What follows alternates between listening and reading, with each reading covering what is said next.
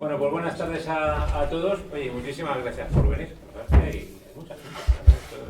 Se nota que nuestro amigo Juan esto tiene calidad, tiene una calidad blindada a prueba de bombas. Bueno, prácticamente me conocéis casi todos. Yo soy José Alberto y soy uno de los socios de aquí de la librería Tercios Viejos.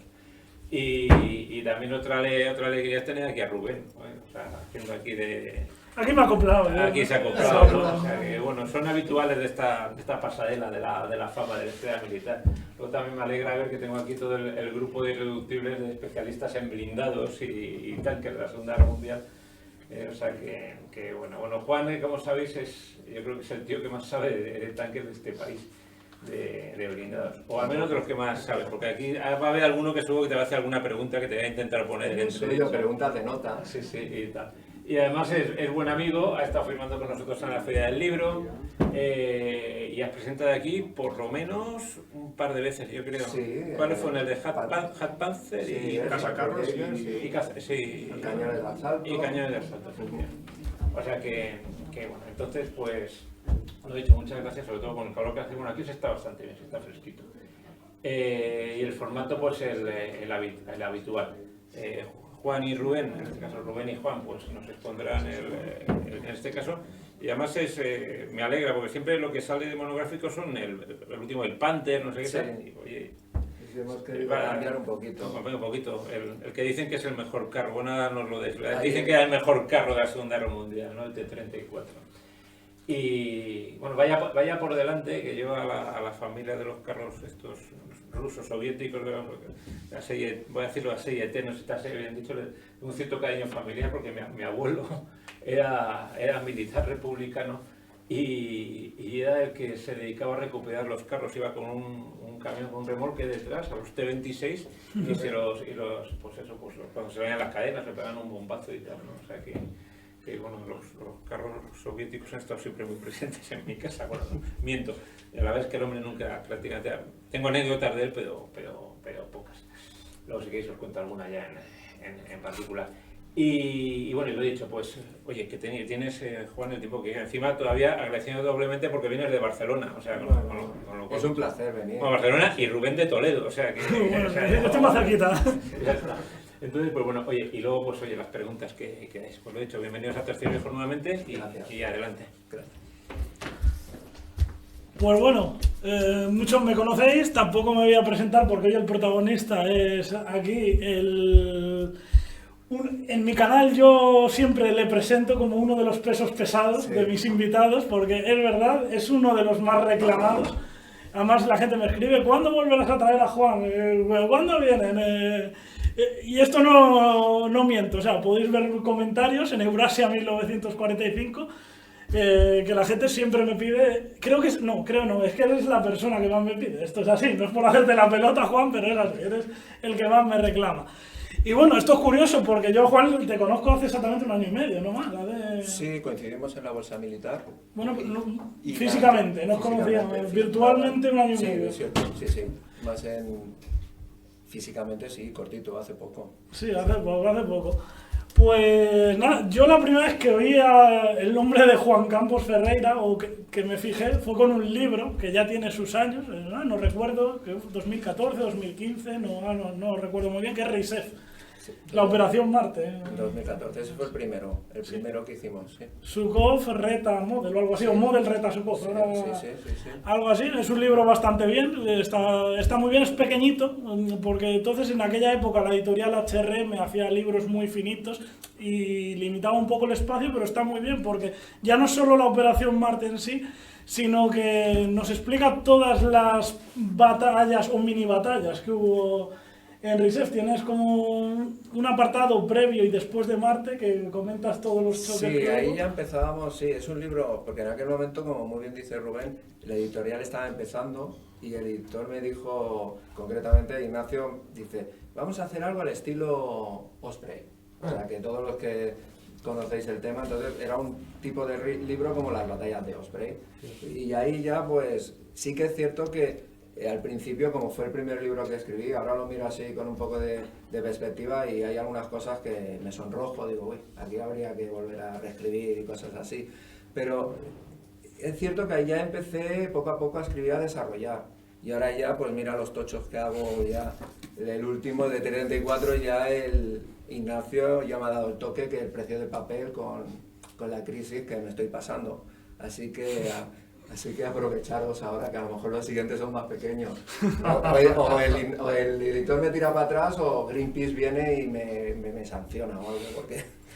Pero sí, es una cosa que él también lo sabe. Me pongo a hablar, me gusta desarrollar. Y la idea es esa, cojo un tema, lo voy desglosando e intento explicar lo que a mí me gustaría haber sabido de ese tema cuando...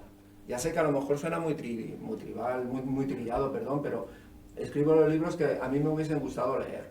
No sé si estáis de acuerdo, si os gustan, no os gustan, pero es así. Me gusta escribir lo que yo creo que hay que escribir.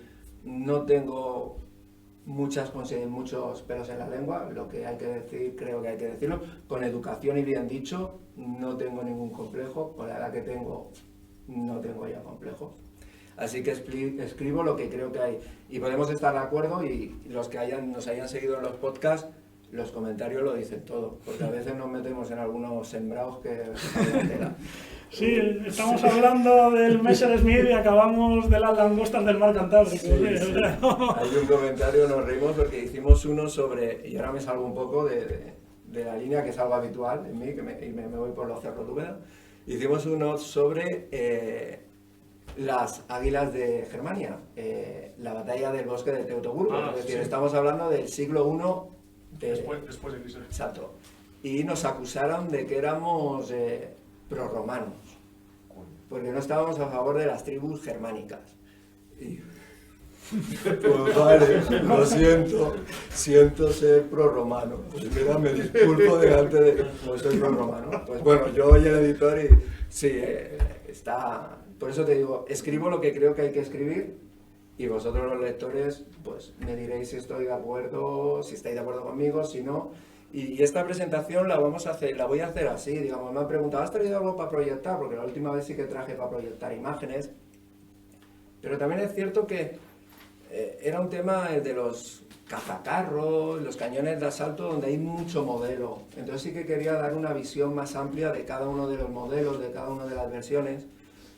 Pero hoy he considerado que voy a hacer una presentación más abierta, más interactiva, digamos. Yo voy a ir explicando y tenéis la libertad de, podéis hacer las preguntas que queráis y podéis interrumpir en el momento que queráis, porque creo que lo bueno es que haya un feedback, digamos. Yo escribo, explico una cosa, pero por vuestra parte también creo que tiene que haber lo importante, y eso es la potencia de las redes sociales, creo que es lo que no tiene un libro, digamos, el libro yo lo escribo, pum, lo pongo, lo vendo, y vosotros lo compréis, salvo que nos encontremos no va a haber un retorno, pero aprovechando estas presentaciones, a ver, os voy a utilizar como conejillos de Indias, a ver qué tal sale, así que después ya me diré si os gusta o no, o sea que en principio... Y bueno, y ya me he enrollado, ahora ya me callo y... No, lo que decía, yo conocí a Juan por ese libro, Reset.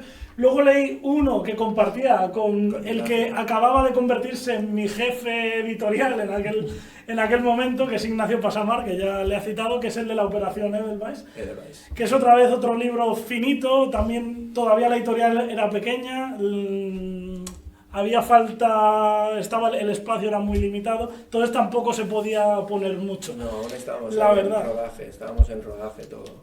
Y luego ya, años después, porque estos libros fueron al principio, hay que decir que yo el del cazacarros no le leí en aquel momento, ahí lo reconozco, no lo leí en ese momento, pero bueno, años después, pues siguiendo a Truffaut de YouTube, pues vi uno sobre cazacarros tuyo. Y luego me enganché, vi el del Panther, el del Ferdinand, y nada, me volví un fan de Juan Campos, viéndole en sus programas con Truffaut. Entonces un día, esto sin yo, porque yo ya hice mi canal, pero la verdad ni me puse en contacto con él, también era un canal que estaba empezando a tirar en ese momento, y me llama Ignacio, y me dice, oye, es que vamos a sacar un libro del Messerschmitt 109 de Juan Campos, ¿podrías traerlo a tu canal? Y yo me quedé, ostras, voy a tener aquí a Juan Campos sin yo pedirlo, al gran Juan Campos voy a tener aquí sin yo haberlo pedido. ¿sabes? En ese momento. Digo, bueno, sí, mándamelo antes, me lo mandó antes de publicarse el libro, nada, lo leí, estaba en Mallorca en ese momento, que le hice la entrevista desde mi lugar de vacaciones, me lo leí en la playa en, nada, 5 o 6 días, este tocho, 5 o 6 días me lo devoré. Y entonces vi aquí a Juan Campos en todo su esplendor, porque es verdad, los otros libros eran muy pequeñitos, el espacio era muy reducido, pero aquí no, aquí lo vi en todo su esplendor. Y es curioso porque lo que hace Juan siempre es explicarnos la historia de una máquina, pero casi como si fuera la biografía de un ser vivo. O sea, desde ya no su nacimiento, sino desde su misma gestación en bocetos, luego las pruebas de montar esto aquí, esto allá. Y una cosa que tiene muy buena es que no lo hace aburrido, porque yo a veces coges autores, pues yo que sé, voy a leer sobre el Stuck, sobre el Stuka, sobre el Cero, y cuando empiezan con el apartado técnico dices, vaya tostón. Dice, vaya tostón, pero no, Juan la verdad es que no, la verdad lo explica muy bien y lo hace muy entretenido. Luego a lo mejor, yo que sé, nos está explicando la aleación de aluminio. Sí, a veces. No, pero en eso nos lo compara con el proceso industrial, cómo lo hacían las otras naciones, entonces ya tú en tu cabecita te vas formando la idea de, pues, esto a esta nación le favorece ya de cara a la guerra, a esta le perjudica, con una tontería así, pues, como que te vas viendo lo que es la batalla industrial de las naciones, de las diferentes potencias. Entonces hay que reconocer que es verdad, no lo hace aburrido, así como otros libros que en los apartados técnicos dices, vaya tostón, que pasen a las batallas ya, que pasan a los tiros ya, que vaya tostón. Pues no, Juan la verdad lo hace bastante entretenido y muy didáctico, además, que te entra bien en la cabeza. No es una cosa que sature, algo que ya digo, es poco habitual en los autores esto. Sí, a ver, claro, es que la faceta, el aspecto técnico siempre es más árido que no la dinámica que puede tener una lucha, una batalla, o las vicisitudes políticas, los entresijos. Intento hacerlo lo más fluido posible, pero claro, a ver, una aleación de cromo, níquel, hierro, pues es lo que es, digamos, no se le puede sacar. Salvo los que nos gustan. Salvo los especialistas en materiales, yo también, a mí me gustan mucho los materiales, pero claro, tengo que admitir que mi nivel de aceptación pues es más alto que... Yo no le puedo estar hablando a una persona de las aleaciones de acero, de cromado, níquel, pues mucho rato, porque veo que ya es como cuando estás con un ordenador, ¿sabes? Que salta el salvapantallas, salen las burbujas de Word, pues ya debes sabes que ha desconectado, que esa persona está presente, pero ha desconectado y digo, bueno, voy a cambiar de tema y ya está. Pero claro, es diferente, pero bueno, el aspecto es lo que ha dicho Rubén, y con los 74 lo mismo, es un... El molde de arena me viene a la cabeza, que lo comparas con los alemanes y... Entonces es eso lo que lo hace entretenido, que ya nos das el dato así y porque pasas a otra cosa, sino que lo haces entretenido. Son elementos que son importantes que hay que señalar, porque tenemos que saber de dónde venimos y sabremos a dónde vamos. Sabemos que, porque va a estar todo muy relacionado, digamos, no se va a poder evitar hablar de T-34 y estar pensando en la actual Ucrania, en la batalla, en el ejército actual ruso, digamos. El T-34, antes lo hablábamos, es el primero. El T-26, pero es el primer vehículo de combate, de carro de combate ruso. El T-26 para su época, fue el mejor carro de combate de la historia. Lo hablábamos con Rubén, fue el mejor. En los años 30, el ejército ruso, soviético, era el ejército más moderno, más mecanizado de todo el mundo, por delante de Alemania. Guderian aún estaba haciendo lo que estaba haciendo, pero en Rusia, Tukhachevsky y la Escuela de la Batalla Profunda ya tenían desarrollado todo eso. Y el 34 llegó, y después ya lo explicaremos en más detalle, y en el 41, en el invierno del 41, el 34 destrozó a las divisiones Panzer. ¿Cómo consiguieron los rusos, los técnicos, los mecánicos, los ingenieros rusos llegar al T-34? Pues veremos que fue casi por chiripa. No les voy a desmerecer porque hubo un gran trabajo de fondo, pero no fue algo consciente. Llegaron a él por una serie de decisiones políticas, económicas, sobre todo económicas, porque querían reducir costes, querían producir mucho. Y aquí ya entramos en el dilema, lo que comentaba Rubén. el arma, digamos un avión, un carro de combate, un fusil, como arma, pero también como producto técnico, tecnológico, un producto industrial, porque estamos en una sociedad totalmente industrial y estamos en un marco, las actuales, lo vemos, los actuales choques son batallas de desgaste, son batallas industriales, todo es industria, desde la comida, desde la munición, el consumo de munición ligera, grande, pequeña, es brutal en las guerras modernas. Lo sabemos, lo estamos viendo en los periódicos, en la tele. El que conozca la guerra, la Segunda Guerra Mundial, que supongo que será la mayoría, esas barreras de artillería que lanzaban los soviéticos, que tiraban 2 horas lanzando proyectiles, eso detrás es todo un bagaje industrial de creación de munición. Y eso es de donde la fortaleza de la producción del logro, que es lo que intento en el libro subrayar, el logro de la industria rusa y también del programa político, porque el T-34 es un producto, como dijimos con Rubén, es un carro de combate y la pregunta está ahora sobre la mesa. ¿Fue el T-34 el mejor carro de combate de la Segunda Guerra Mundial? Yo, como le he dicho a varios, yo soy más de Pantera, lo siento, ¿vale? Del Panzer V. Pero el T-34 para mí fue el mejor carro de combate ruso. Fue un producto soviético para tropa soviética y para el modo de guerra soviético, que visto lo visto, se impuso al carro de combate alemán para tropa alemana con una doctrina alemana. ¿Por qué falló Alemania?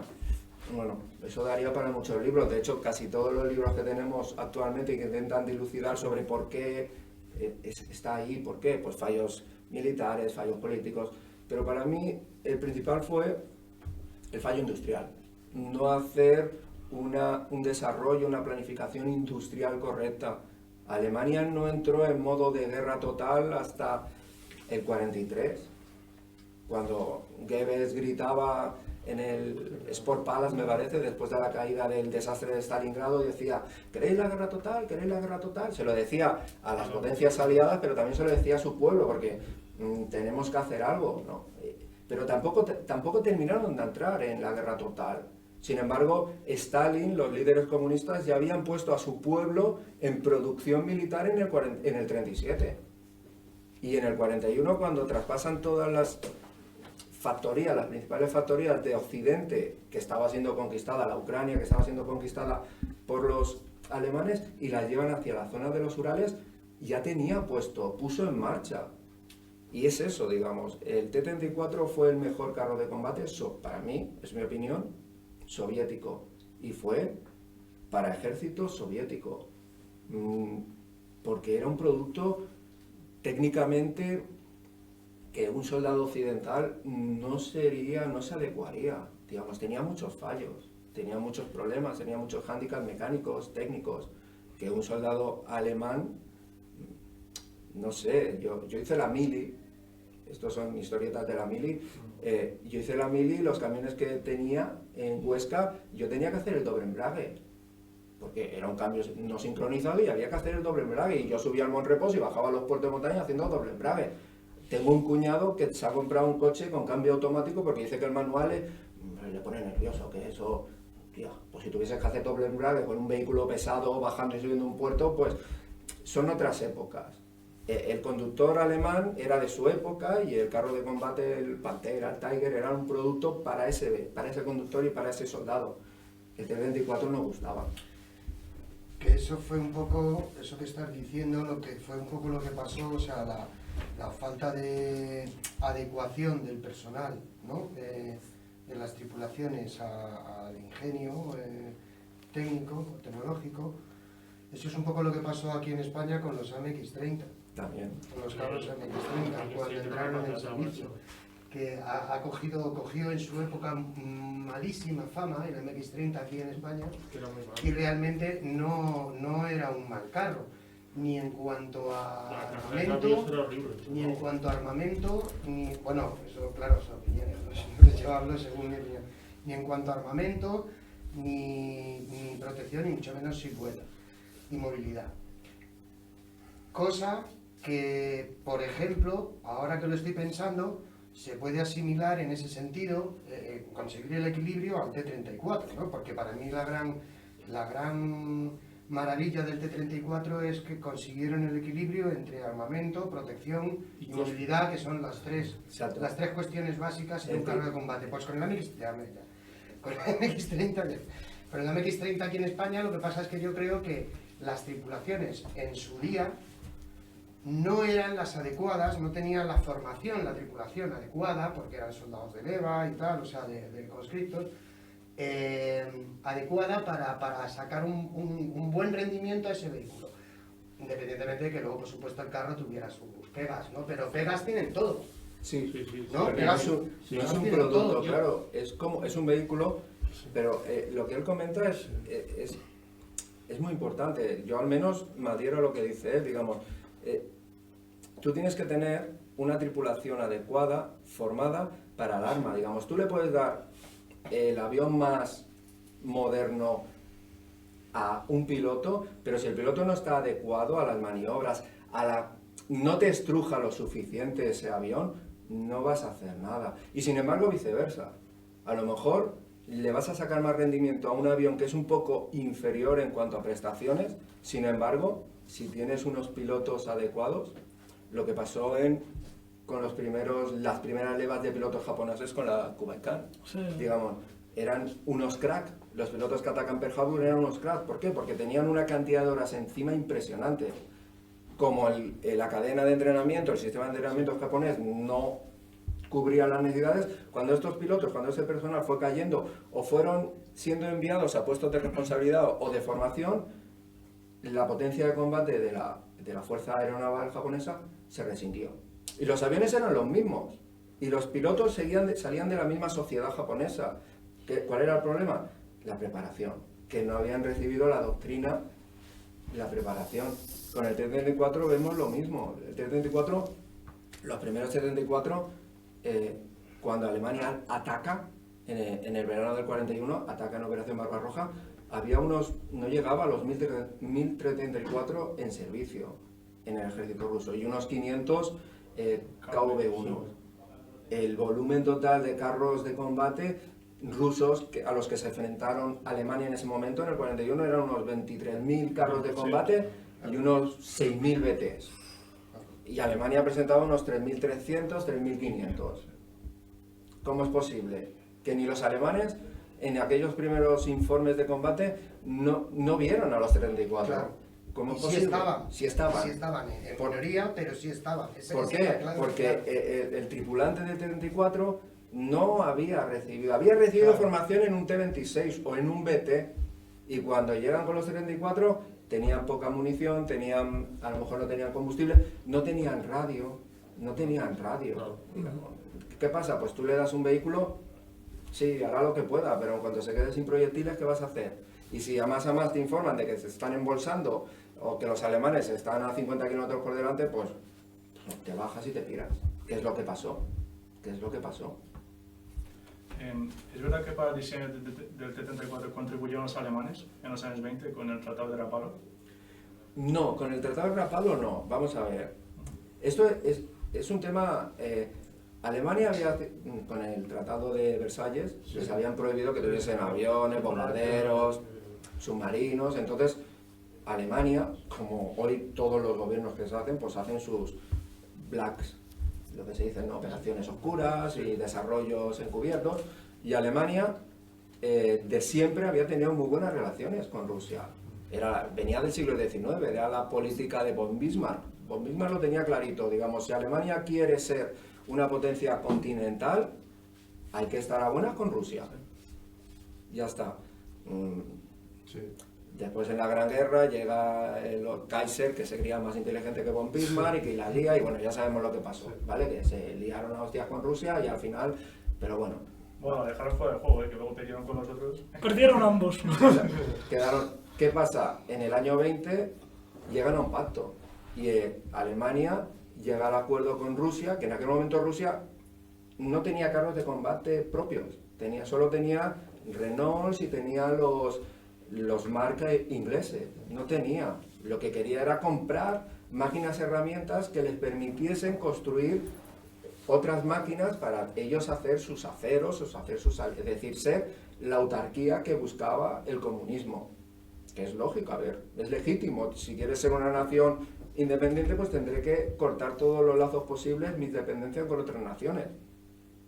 Entonces llegan a un acuerdo con la Reichswehr, que era de la República de Weimar, y de igual manera que la Kriegsmarine, bueno, que no era Kriegsmarine, era la Marina, llega a un acuerdo con una empresa holandesa para empezar a hacer los primeros U-Boat en Holanda, pues en Rusia se llega a un acuerdo y es la factoría, o la habéis escuchado, que es lo de Kazán, que allí Model, Guderian, Manstein, fueron un mogollón de oficiales que después tuvieron una relevancia posterior y fueron allí, ¿y qué fueron? Fueron a practicar y a desarrollar productos. El acuerdo de Rapallo lo que marcaba es que sí, podían, Rusia les daba un terreno de maniobras perdido, que nadie iba a ir allí a buscar nada, pero ellos tenían que construir y fabricar allí en Rusia. Perfecto. El otro punto que influenció más, si cabe, en la evolución del 34 fue el pacto de no agresión de Ribbentrop-Molotov en el 39. En este momento, Rusia es aliada de Alemania y por esa relación de amistad, Alemania le vende 2 Panzer III a Rusia y Rusia los compra, perfecto, y se los lleva a Kubinka, los desmontan y los estudian. Hacen retroingeniería, lo que también lo vemos hoy en día. Entonces, en aquel momento ellos estaban, en el 37, le habían dado la orden al departamento de un ingeniero, Mikhail Koshin, en Kharkov, de que empezase a producir un BT mejorado, que es el proyecto A-20. Claro, cuando él ya había hecho su BT mejorado, y ya le había montado un cañón de 76 milímetros. El anterior era uno de 47, lo que tenía un T-26. Entonces Koshin quería un arma más, no quería un BT, él ya visualizaba un carro medio, que es la etiqueta al proyecto A-32. Stalin lo ve correcto. Stalin siempre, como Hitler, le gustaba crear tensiones entre los diferentes departamentos porque se creía que de esa manera creaba una tensión que favorecía la creatividad y la producción. ¿Vale? Entonces, mientras da luz verde a la creación de un BT mejorado, también le da luz verde a la creación de ese carro medio que es el A-32.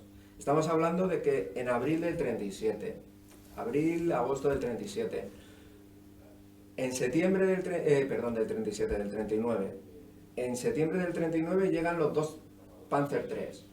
Los estudian los rusos y ven que su proyecto de A-32 es superior en blindaje, en potencia de fuego y en movilidad.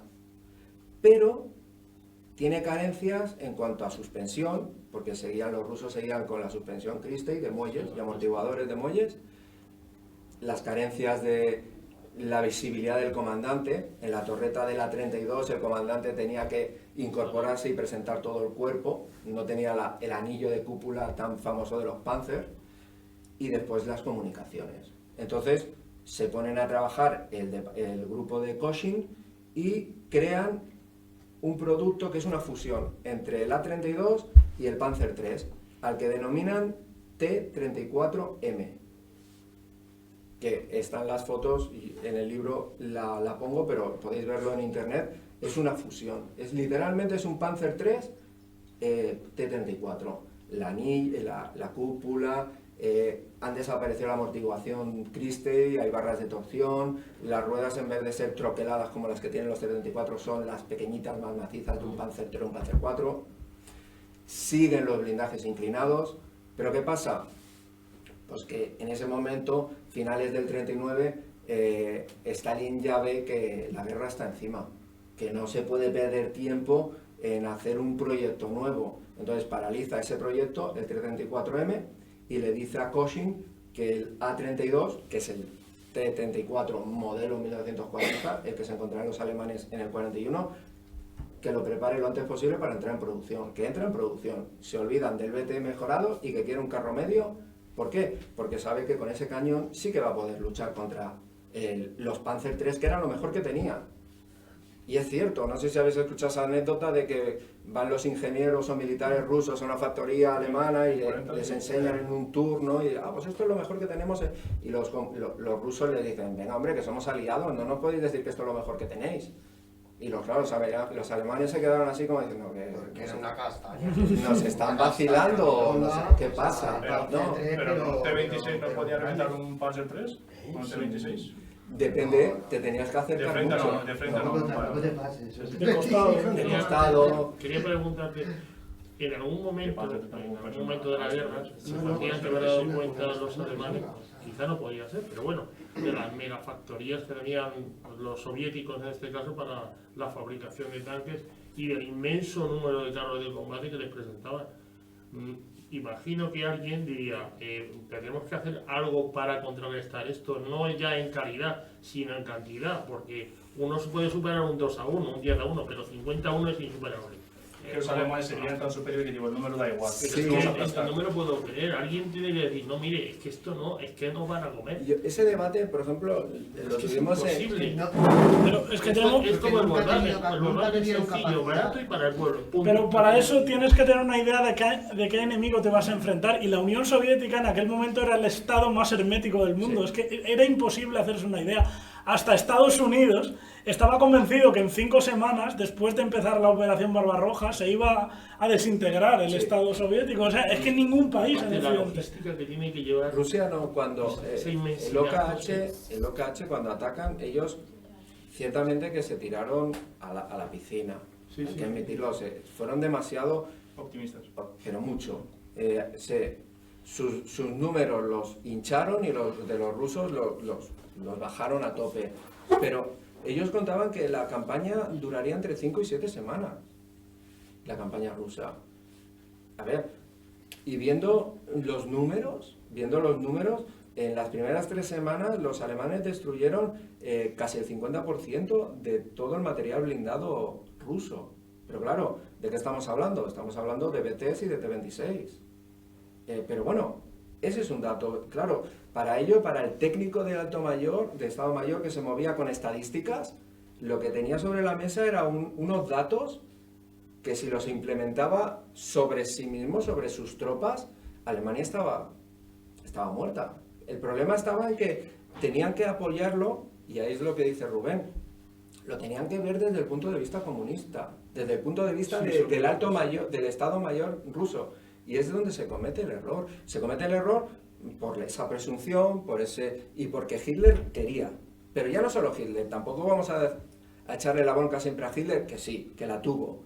Pero es que alrededor de Hitler Sí, estaba Guderian, estaban bastante, los von Rundstedt, estaba la creme de la creme de la producción del Estado Mayor alemán. ¿Y qué hicieron? Tira para adelante, a ver si podemos, a ver, nos esforzaremos. Sí, pero Sí, tampoco pero creo que tú los digas. conceptos no han cambiado tanto con el tiempo. La OTAN sigue pensando, y usted me perdonará, exactamente, nosotros tenemos calidad, nosotros cantidad. No, hoy en día ni siquiera Rusia bueno, tiene no, cantidad. Hoy, pero hace Hoy en día ni 5 siquiera años no tiene me cantidad. cuenta, decía, no, esto, mire, es que ellos tienen 26.000 carros de combate, pero nosotros tenemos los Bueno, Abras, tenemos sí, los F-35, en fin. Pero vamos, eso es divagar, perdone, es que no lo acabo de entender porque le leí a usted, y dice, no, el Tiger 1 fue una respuesta, pero fue una respuesta tardía Sí. a todo esto. Y ni siquiera fue una respuesta porque era un cargo de ruptura. Y digo, sí, todo eso está muy bien, pero al carrista que dicen, joder, es que han laminado la división del carro y ¿dónde están los reemplazos?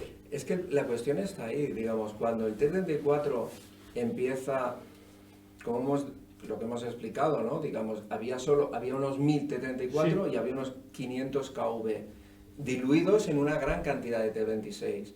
Cuando llegamos al final del año 41, lo que queda son, a finales del 41 en Rusia había 300 Panzers, vehículos blindados alemanes en activo, 300. Y unos 2000 vehículos blindados y carros de combate rusos en servicio. Estamos hablando de que había quedado reducido al núcleo duro de ambas formaciones acorazadas. Pero claro, ¿cuál era el problema? Que el núcleo duro a finales del 41, principios del 42, de las divisiones Panzer eran el Panzer III de 50 milímetros, con cañones de 50 milímetros, y los Panzer IV con cañones de 75 milímetros corto. Pero en el lado ruso tenían 34 y los KV. Ahí sí que se encontraron con un problema. Y por eso, en octubre, noviembre del 41, cuando están lanzándose sobre Moscú, en la operación Tifón, y se encuentran el segundo grupo Panzer, el de Guderian, es detenido por una brigada de T-34, totalmente lo detiene. Este llama a Berlín y dice, oye, venid, que venga, es la Panzer Commission, en la cual vinieron los principales ingenieros de Mercedes, MAN, digamos, de la industria alemana de carros de combate alemán, a estudiar sobre el terreno del T-34, porque no se lo creían. Que es lo que, si recordáis lo que explicamos, sí. Ese es otro gran problema, lo de Mercedes, lo de Porsche, los lobbies, MAN, los lobbies. Entonces, volvemos a lo que he dicho antes al campo de la industria y de la economía. Digamos, la guerra, como decía Napoleón, si quieres ganar la guerra necesitas tres cosas. Dinero y más dinero. Pues eso es lo mismo, digamos. Actualmente estamos en lo mismo. En Ucrania lo estamos viendo, los Javelin. ¿Qué precio tiene un Javelin? Son miles y miles y miles. ¿Cuánto cuesta un F-35? Estamos hablando de unas cuentas, cuentas de defensa tan grandes, tan ingentes, un negocio tan grande, que se nos escapa a nosotros que ganamos por lo que ganamos, ¿no? Mensualmente. Son cifras de escándalo. Pero claro, en ese momento, en el 41 y en el 42, Alemania tenía que dar una respuesta inmediata o lo antes posible al T-34, porque esa era la realidad. ¿Cómo habían llegado los rusos a ello? Pues mira, pues su pragmatismo, su materialismo, suerte. Sí, pero ese cacharro no es un día en la nieve, sin embargo todos los alemanes sí. Porque tenía una anchura de cadena claro, más ancha. Evidentemente. Pero claro, pero es que eso también, digamos, el hecho de... Por ejemplo, ahora estamos haciendo un trabajo sobre el impacto del clima en los combates en el frente oriental. Y siempre sale lo mismo. Es que el invierno ruso, es que el peor invierno ruso. Y dice, a ver, y yo soy de Barcelona. Y si me voy de vacaciones a Sevilla, yo sé que en Sevilla hace calor. Que no es el cambio climático, en Sevilla siempre hace calor. Habrá más o menos. Y si me voy a Alemania, o me voy a Suecia, o me voy a Finlandia, bañarme no me voy a poder bañar, porque hace frío, aparte del cambio climático, sí. Pero a ver, si eres un oficial del Estado Mayor alemán, sabes, posiblemente, un abuelo tuyo la palmó con el ejército de Napoleón. Posiblemente, la palmó congelado. No sé, no te lo ha explicado tu abuela, no sé, no llegas a esa conclusión de que en Rusia en invierno posiblemente haga frío. ¿Por qué no se tomaron las medidas?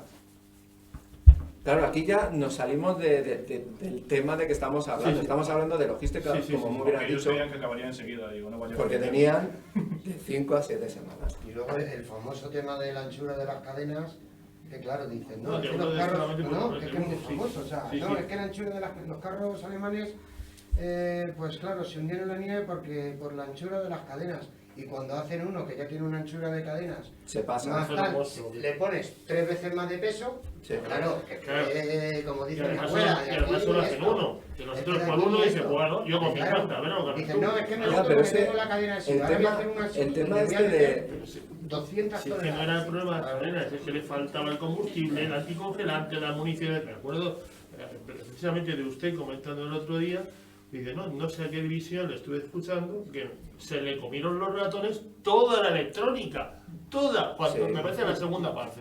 No, la 22. La 21. La 22. La 22 en el invierno en Stalingrado. Claro, evidentemente, ¿esto cómo puede ser? Pues evidentemente si no hay repuestos, si no hay combustible, si no hay nada, vamos a echarle paja encima y Vamos a intentar ponerlo. proteger, vamos a intentar preservar los motores en la medida de lo posible, y a lo mejor el oficial de segundo escalón lo hizo con toda su buena fe, pero claro, lo que no pensó es que en la paja pues también irían los ratoncitos del campo, y los cables en aquel momento pues eran de alumbre, no era plástico, Claro. y los mordieron, y al final cuando le dieron contacto se produce el cortocircuito y qué más, ya está. Pero claro, Eso es el final de toda una Sí, cadena. no, sí. Digamos, es el final de toda una cadena, de toda una serie de consecuencias. Pero lo que estábamos hablando, lo de las cadenas, por ejemplo, porque los alemanes de física saben que el peso se distribuye sobre una superficie, digamos, a tanto peso, contra más superficie, es el principio de las raquetas de nieve, eso todo el mundo lo sabe. ¿Por qué no lo hicieron? Bueno, no hay una respuesta a eso. La realidad es que los Panzer III se hundían en la nieve y los Panzer, los T-34 no. También es cierto que estos tenían proporcionalmente más consumo, porque a mayor superficie, ¿no? Contra más ancho de rueda tengas, el coche siempre te consumirá más. Y si vas pedaleando en una bici, por eso los de ciclistas de carretera van con los perfiles tan estrechos, porque cuesta menos. Todo tiene una lógica. Los alemanes optaron por pues mira, le voy a poner esto. No pensaron porque ya iban con un marco preconcebido, digamos, vamos a ganar, vamos a hacer una batalla. ¿Por qué? Porque no nos podemos permitir entrar en un choque de desgaste.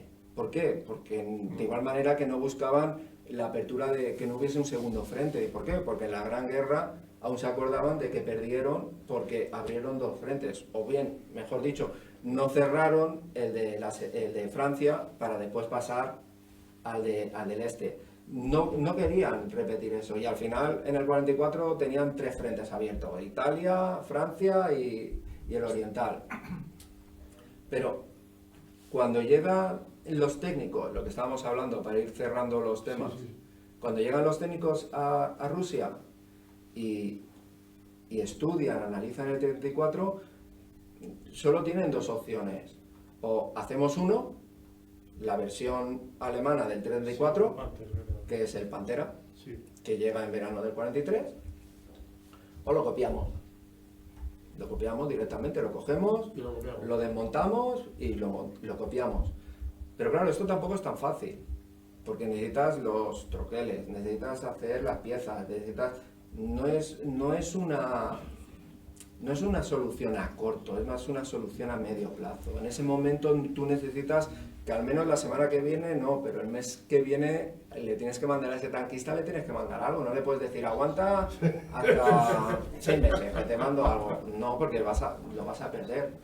Entonces se toma la opción de hacer el Pantera, porque Hitler dice que bajo ninguna circunstancia va a hacer una copia, no va a hacer un carro, no le va a copiar un carro a los inferiores. ¿Vale? Y eso que Mercedes precisamente le puso sobre la mesa, le puso un proyecto. Dice, mira, este te lo tenemos nosotros en 5 meses. Y era un proyecto de Mercedes y era una copia, incluso con motores diésel y todo. Motores diésel de Mercedes, digamos. Bien, que casualmente es muy similar a la propuesta aquella, al proyecto que hizo el ingeniero ruso Koshin de fusionar el Panzer III con el T-34, que era el T-34M. Pues si veis la propuesta de Mercedes, es muy similar, tiene unos perfiles muy similares.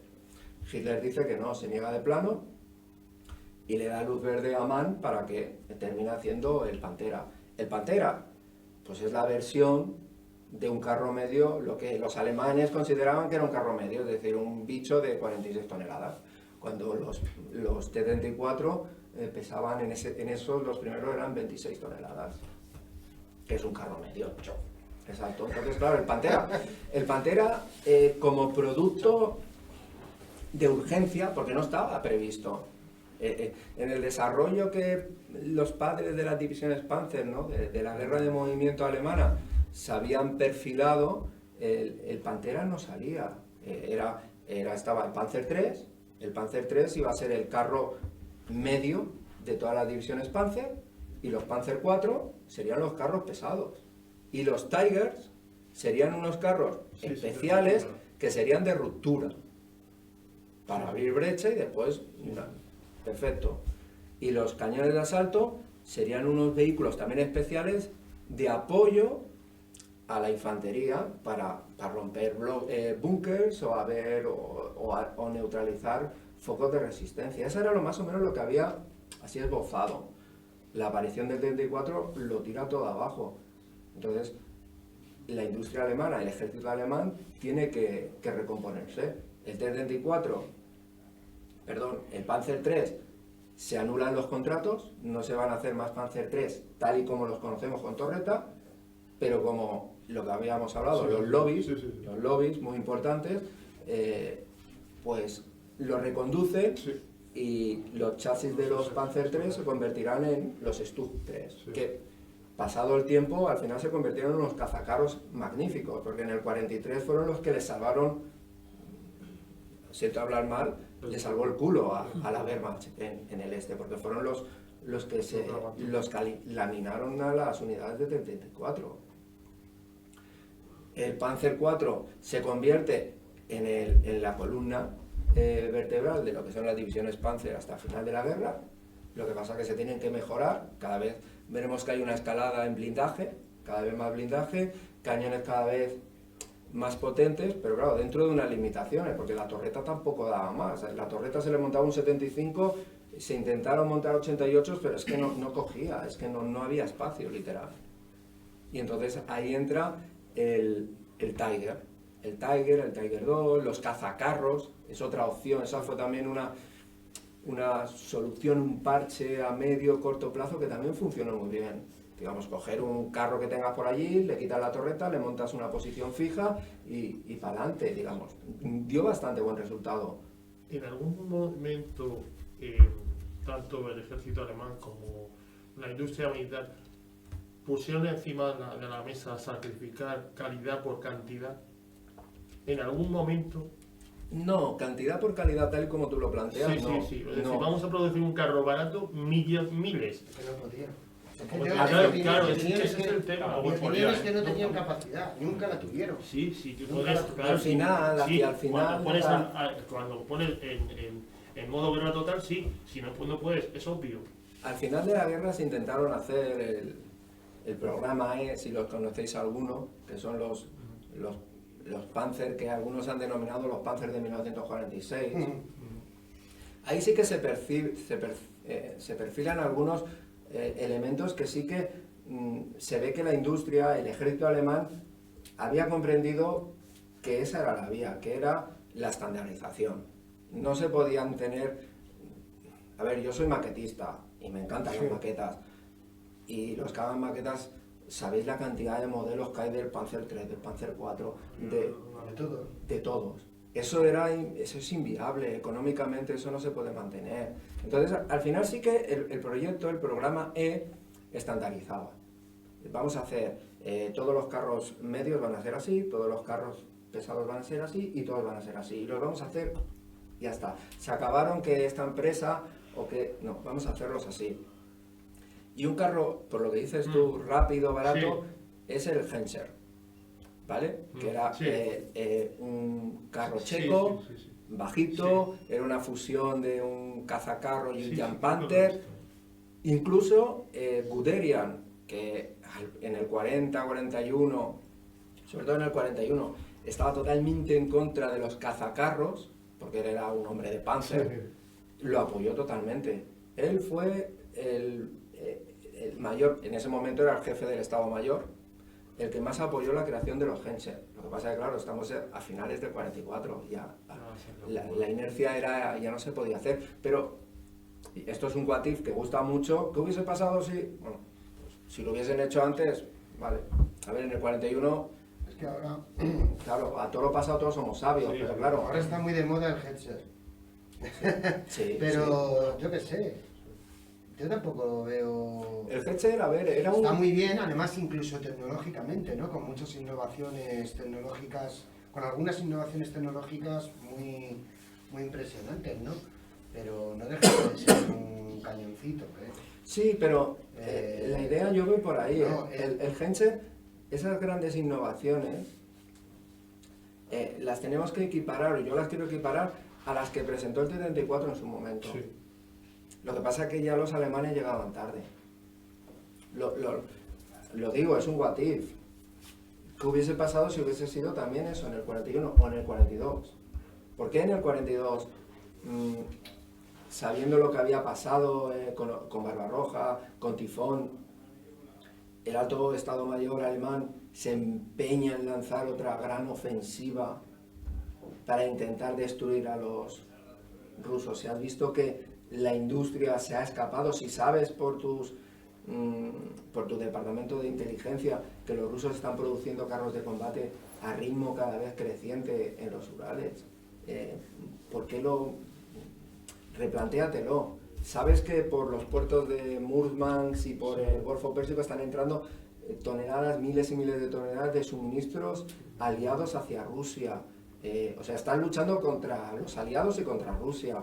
Y tu industria no puede. En ese momento, en el 42, lo que Alemania se plantea es lo que tú has comentado, calidad. No, es que nuestros carros de combate son mejores que los rusos. Y es cierto, como calidad eran mejor. Pero claro, en el 42... Dime. No, pero otra cosa que es que los alemanes tampoco podían tener mucho más carros de combate porque no tenían combustible para mover tantos. Es que, digo, no puedo mover 10.000 carros, no puedo mover 10.000 carros. Mira los datos de producción de carros de 1944. Sí, pero es que estaba defensiva, yo no hago... Sí, no, pero mira cuántos carros, porque la industria alemana es impresionante.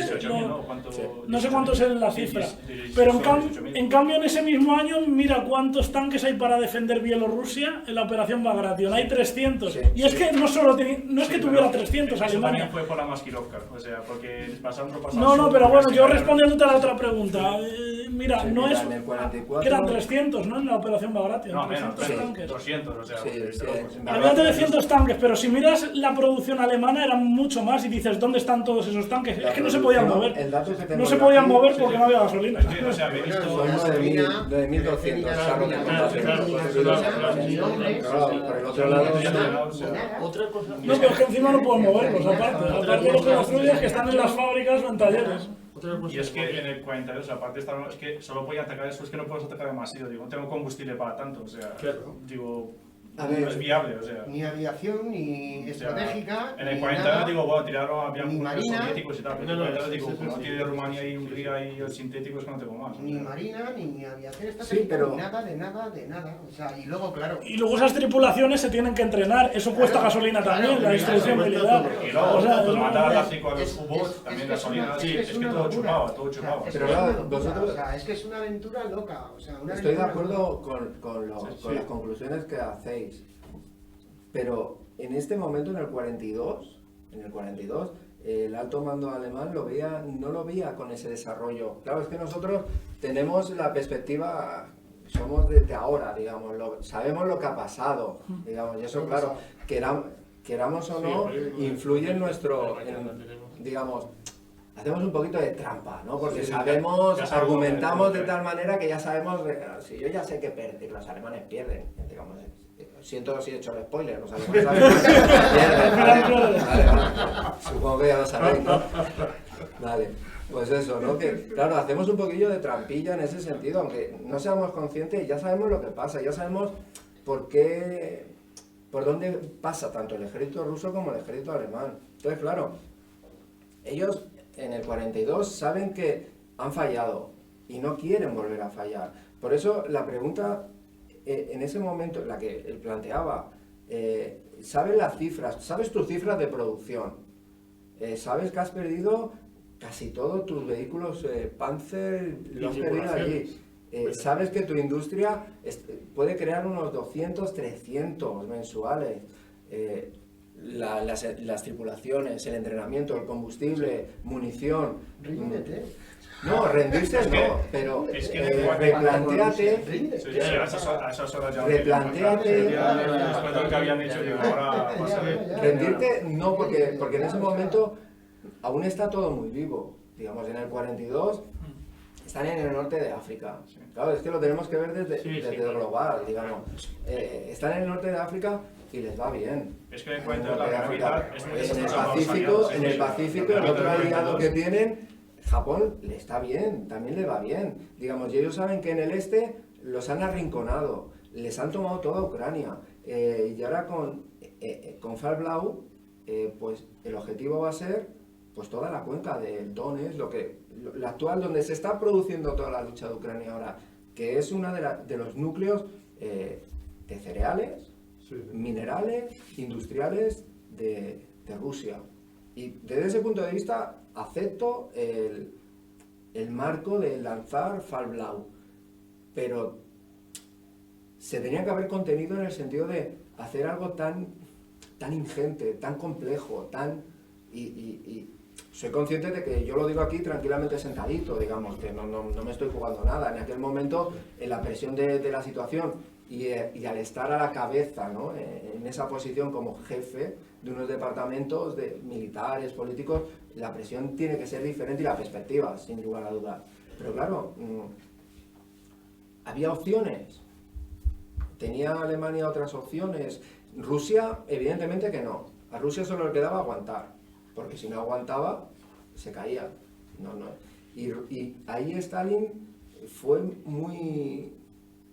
más fino que los líderes alemanes, porque vio perfectamente que la tendencia, aunque pequeña, él ya empezaban a tener algo de margen. Porque a nivel de destrucción de carros es cierto que Rusia perdió muchísimo. Hombres y equipos y terrenos. Pero aún tenía. Y Alemania también ha perdido mucho equipo, mucha tripulación, pero no tenía tanta población como la que podía tener potencialmente para sacar reclutas Rusia. Y la industria alemana, ya lo hemos hablado, digamos, funcionaban sobre calidad. Y es cierto, tenían calidad, eso es indudable, pero claro, era una lucha de la guerra de material, que se llama, y ahí la pregunta es esa: ¿mejor cantidad o calidad en una lucha de material, de desgaste industrial? Yo creo que se responde por sí mismo: mejor cantidad. Cantidad, porque la calidad... ¿Cuál fue la reacción? Bueno, yo voto... yo solamente voto porque yo opto por la cantidad, como tú dices, en una guerra industrial, pero equilibrada.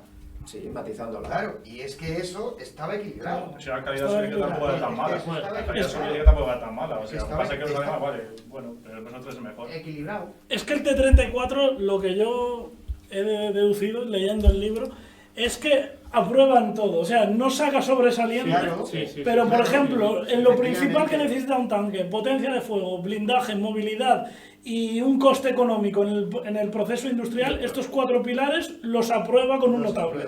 No con un sobresaliente como el Tiger en blindaje o en potencia de fuego, sí, tiene un sobresaliente el Tiger, pero en industrial es un suspenso, pero patatero, cero patatero. El T-34 salía con 8.000. Espera, dime. Igual también a la hora de evaluar lo que fue Barbarroja, la preparación y tal, los soviéticos se encontraron con un aliado que no esperaban, que es que antes de ellos estuvo Polonia, estuvo Holanda, estuvo Bélgica, que en teoría eran inferiores a Alemania, militarmente hablando. Pero luego estuvo Francia, y Francia no era inferior militarmente a Alemania. Y allí no solo vencieron, sino que aplastaron, no tuvieron ninguna oportunidad. Y claro, si uno consigue victorias costosas y demás, ya se plantea que algo ha hecho mal, que no puede seguir con más victorias así. Pero una victoria definitiva donde el enemigo no ha tenido ninguna oportunidad no genera dudas, no genera preguntas, genera la sensación de que está todo bien. No hay que cambiar nada. Entiendo lo que dices, digamos, a veces cuando nos sale todo bien no tenemos la lección de la mano quemada, que se dice, ¿no? A lo mejor. Sí. Entiendo por dónde vas, pero los rusos, cuando vieron lo que pasó en Polonia, porque ellos estaban allí presentes, sacaron sus conclusiones de lo que habían hecho los alemanes, pero también de lo que les había pasado a ellos, sus unidades de carros de combate, y concluyeron de que ellos, como unidades de carros de combate, tenían que mejorar. Después se fueron a Finlandia, a la guerra de invierno, y allí quedaron más en evidencia. La campaña occidental de Alemania les demostró que los planteamientos que ellos, a nivel doctrinal, ¿vale? Porque estoy con Rubén, ellos sabían perfectamente que con el T-34 tienen un caballo de ganador. No lo iban a dejar porque lo habían visto, lo habían comparado con los Panzer III y sabía que estaban en buena vía, pero que tenían que tener muchos, ¿vale? Entonces por eso dieron la orden que se creasen la mayor cantidad posible. El principal temor que tenían los mandos rusos y autoridades políticas era a nivel doctrinal. La batalla profunda, la doctrina de batalla profunda que se había estado desarrollando durante los años 30 era, equiparándola con todos los matices que queráis, era la Blitzkrieg en modelo ruso. Digamos, era una operación de flanqueo, ir a la profundidad y después destruir, aniquilar. Las principales diferencias entre la batalla profunda, tal y como la planteaba Tukhachevsky, y lo que después los alemanes desarrollaron en el verano del 41, es que los alemanes lo hacían de manera muy técnica, muy precisa, ¿vale? Von Manstein, no sé si lo comenté en tu programa, digamos, si Von Manstein operaba con un bisturí, Tukhachevsky utilizaba una motosierra, digamos. El ruso iba a saco, digamos. El alemán buscaba la concentración de tropas, el punto preciso, topográficamente, geográficamente, buscaba dónde lanzar el ataque preciso, calculaba los gastos, consumos, todo muy técnico, todo muy profesional. Los rusos lanzaban y buscaban el punto de fractura. Repetían ataque, hasta romper las posiciones alemanes por mero cansancio y después se lanzaban hasta el fondo, hasta agotar combustible. Cerraban y en principio, como habían pensado que una penetración de 200-300 kilómetros evidentemente destruía todo el dispositivo defensivo, ya está, ese era su objetivo. Para eso necesitaban carros de combate como el T-34, con autonomía de 300 o de 400 kilómetros. Los alemanes buscaban flanqueos más cortos, 40 50 kilómetros, para eso tenían los carros de combate que habían desarrollado. El problema estuvo que cuando empiezan a poner en prueba estas doctrinas, llega la purga del año 37 y por cuestiones políticas, celos, no vamos a entrar ahí, se fusila a la gran mayoría de lo que son los fundadores, los creadores, los desarrolladores de la escuela de la batalla profunda. Entonces, claro, la idea, el concepto queda como algo manchado, digamos, no es heterodoxo, no es según no lo marca, queda entrevisto, no gusta. Entonces, cuando se llega aquí a la Guerra Civil Española, los rusos mandan los primeros los T-26 para probarlos aquí en combate en España, y también vienen oficiales rusos como de apoyo, de apoyo a los oficiales republicanos para verificar la doctrina de movimiento acorazada rusa si funciona. En la batalla de Seseña, cerca de Toledo, en octubre del 36, los T-26, tienen el primer choque armado. Y es un fiasco, se falla. Y se falla porque el despliegue es incorrecto. Los T-26 se lanzan a un pueblo sin apoyo de infantería, en solitario, se meten por las calles de un pueblo de Seseña muy estrechos, las tropas, me parece que eran moras en ese momento, era el ejército de África, o sea que era... y le tiran desde los cóctel molotov y granadas desde los balcones, o sea, los T-34, los T-26, el ataque es un fiasco. Pero es un fiasco porque los oficiales rusos no siguen las doctrinas de Tukhachevsky, digamos, porque ellos cometen un error de despliegue, es decir, mandan a carros de combate en solitario contra posiciones de infantería. Y además los meten en casco urbano.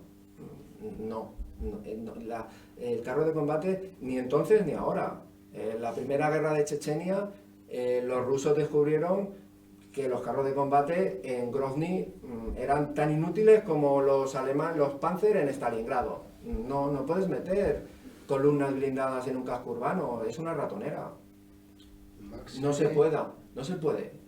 Bueno, en la guerra del Golfo también lo descubrieron los marines, en las diferentes batallas de Basora y todo, y los ingleses. Pero bueno, En el tema de la Guerra Civil Española, los oficiales, el general, bueno, no era general, en aquel momento era teniente coronel Pavlov, que era el que Stalin había mandado para verificar las doctrinas acorazadas, informa a Stalin de que la batalla, claro, lógicamente, no le dice, oye, mira, yo sé que la he cagado. No, evidentemente, le ha dicho, la doctrina Chukaevsky no funciona.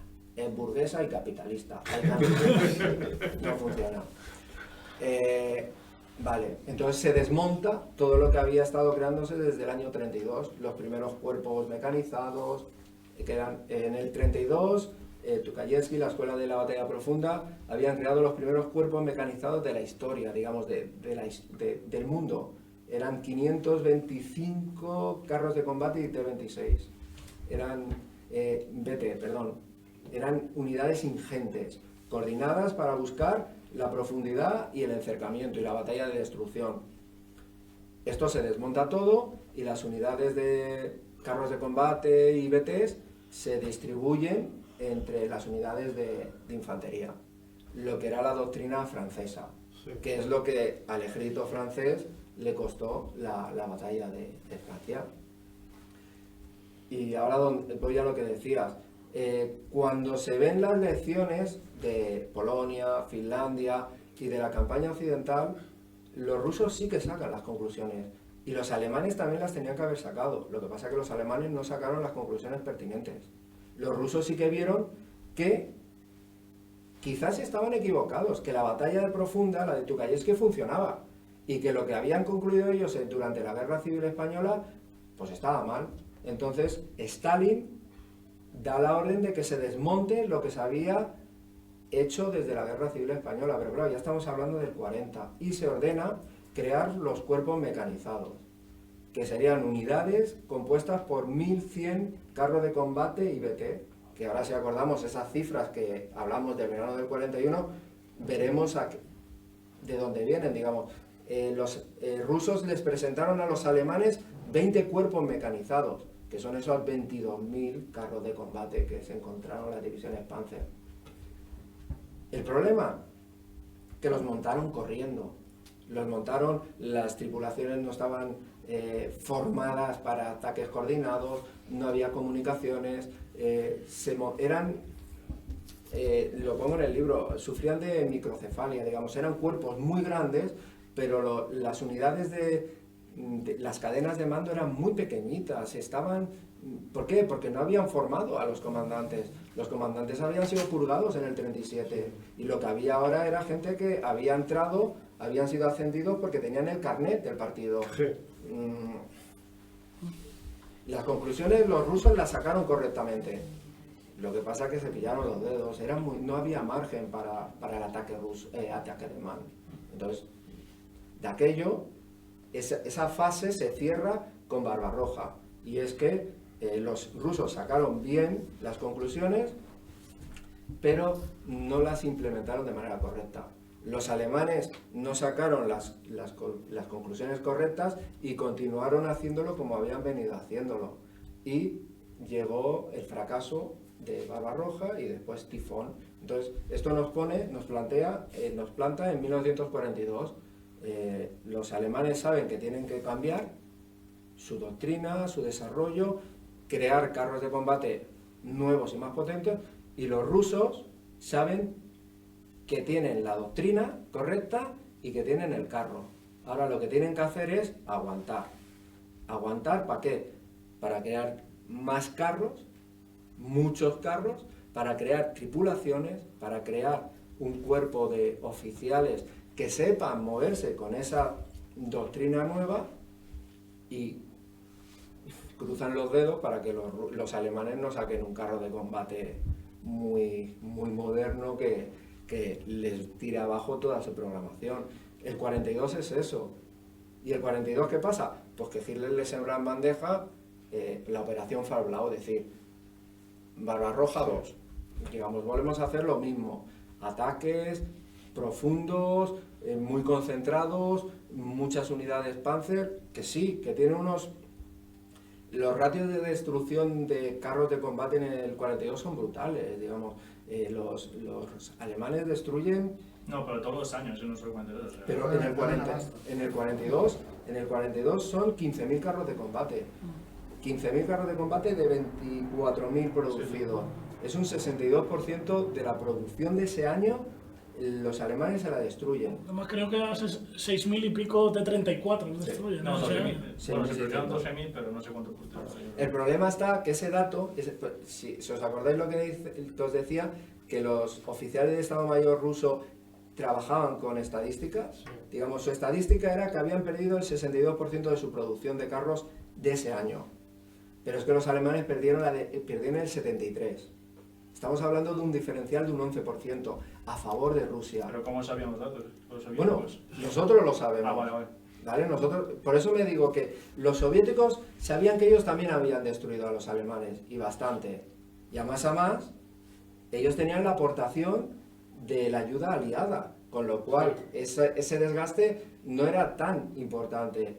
Y Stalin y las autoridades rusas se aferran a eso. Y ahí es donde empiezan a ganarle el terreno de manera paulatina a la presión alemana. 42, ya sabemos lo que pasa, de Stalingrado, empiezan las retiradas y llegamos al 43. Aquí hay cada vez más 34, las factorías de los Urales están al 100% produciendo, y llega la batalla de Kursk. Sí. En la batalla de Kursk los alemanes son engañados, básicamente pensaban que ellos iban a engañar a los rusos, y realmente lo que los rusos les han hecho una finta. No sé quién lo ha comentado antes con lo de la Maskerovka, el ocultamiento, que es interesante, es un matiz cabo. El actual, no sé si conocéis la actual guerra híbrida rusa, de la tanto que se habla, las batallas asimétricas, guerra híbrida. El jefe de Estado Mayor Gerásimo, que aunque dicen ahora que lo han destituido, ha desarrollado la actual guerra híbrida rusa de la Maskerovka de la Segunda Guerra Mundial y la Guerra Fría, digamos. Es utilizar todo lo que tengas a mano para distraer al ejército enemigo y para atacarle. Utilización en la Segunda Guerra Mundial, utilización de tropa partisana, construcción de puentes por donde no vas a cruzar. Es decir, construían un puente, lo ocultaban, tapaban las señales para confundir a las unidades de inteligencia alemanas, pensando que habían construido aquel puente porque iban a pasar por allí, cuando habían construido otro puente a 15 o 20 centímetros por debajo del agua, porque pasaban por encima después sumergidos. Todo esto, se habla del ejército que hicieron los aliados para confundir en la operación Overlord, que eran de Sherman hinchables, que los tenían por allí, por Inglaterra. Los rusos eso ya lo estaban haciendo en el 42, digamos, engañar, la finta, comunicaciones en abierto. Los rusos nunca utilizaron cifrado como Enigma y todos los cifrados alemanes que se peleaban. Los rusos no cifraban, dice, ¿para qué? Hablamos en abierto, pero es que hablaban todos.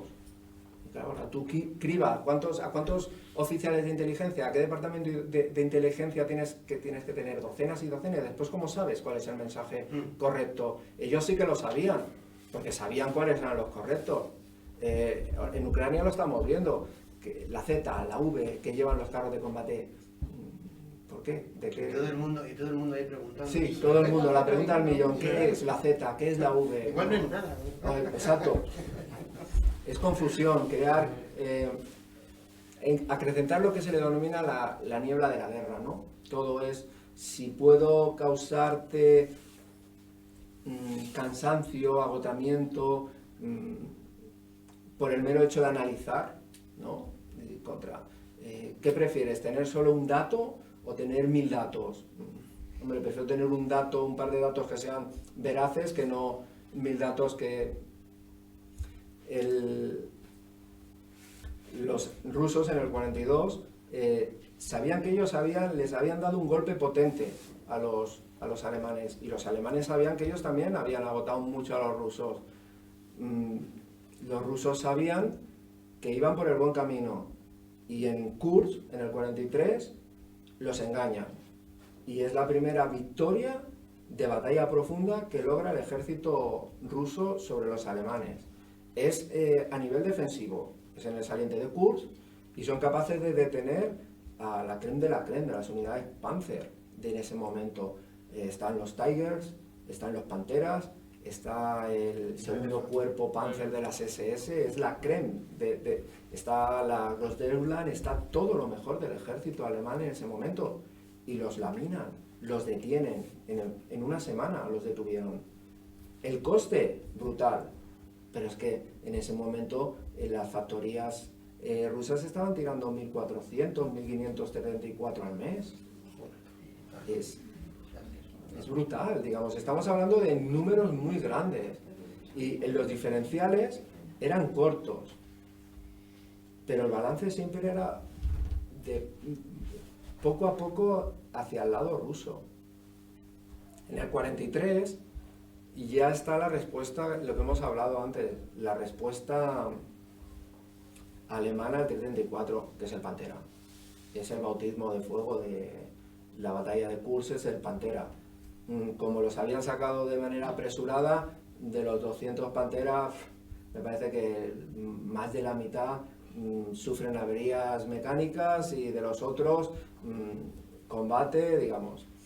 Pero es una buena arma, es un cañón potente, alta velocidad, y acaba con los T-34. El T-34 a partir del verano del 43 ya es un vehículo obsoleto, ya no es el mejor carro de combate del frente del este, como había sido en el 41, en el 42. A partir del verano del 43, el T-34 ya está obsoleto, ya no controla la batalla. La controla por la gran cantidad que hay, pero ya no es rival para las armas, para los Panzer alemanes. Están los Tiger, que no tienen contestación en ese aspecto, están los Panteras, están los cazacarros como los Nashor, tampoco no son rival para los 34. Y a Stalin se le pide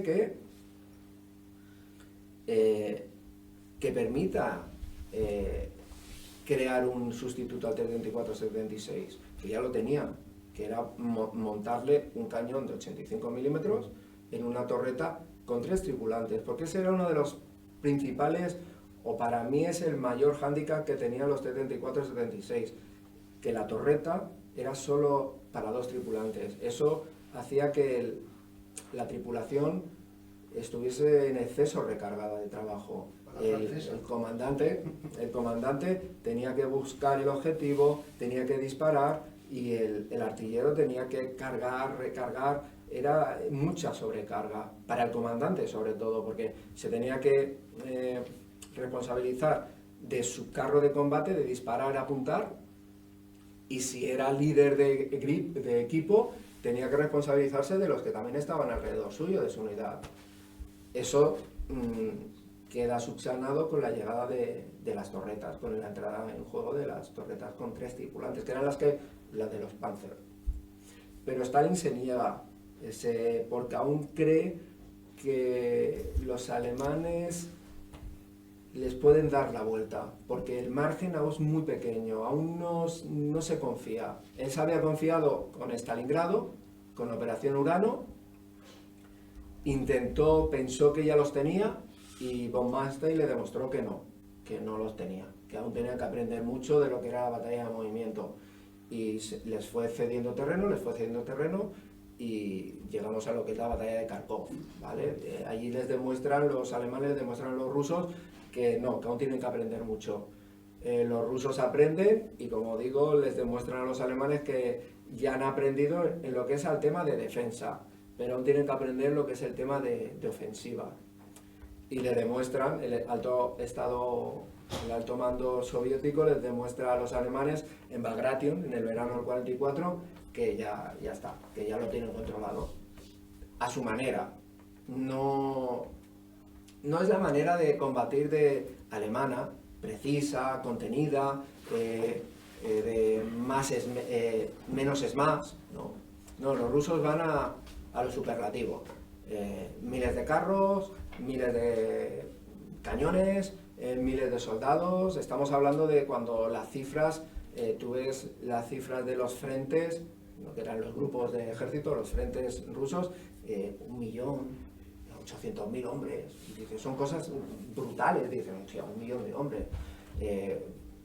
En el 45, cuando en la ofensiva de Prusia Oriental, cuando le ponen a Hitler sobre el papel, sobre la mesa, le ponen que los dos frentes que estaban avanzando desde Vístula a Loder eran casi 2 millones de hombres, le dicen, a ver, el oficial de inteligencia que haya esto, que lo fusilen ya, porque se ha fumado algo, esto no puede ser, digamos, pues sí, eran casi 2 millones de hombres.